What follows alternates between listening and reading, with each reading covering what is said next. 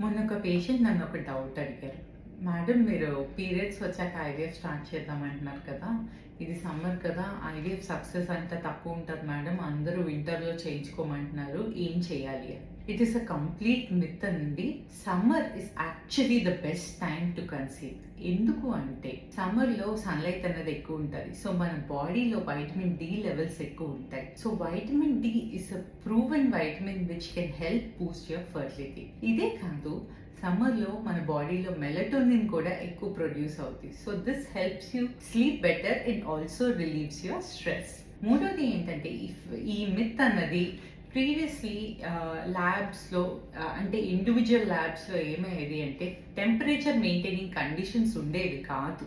కానీ ఇప్పుడు all good ల్యాబ్స్లో temperatures is completely monitored and we have separate alarm systems which can tell us whether the temperature is maintained or not. So అస్సలు భయపడక్కర్లేదు. You can go ahead with your fertility treatments. ఈ myth అన్నది ఎలా start అయిందంటే previously long back కొన్ని standalone centres లో temperature conditions అనేవి maintain అయ్యేవి కాదు. సో అందుకని సమ్మర్ లో ఐవీఎఫ్ చేయించుకోవడానికి భయపడేవాళ్ళు.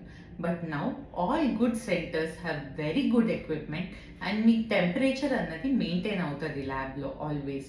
ఇదే కాదు ఇంక్యుబేటర్స్లో పెడతాం మీ ఎంబ్రియోస్. సో దీనివల్ల ఏమవుతుంది అంటే ఆ లోపల టెంపరేచర్ కండిషన్స్ కూడా మెయింటైన్ అవుతాయి.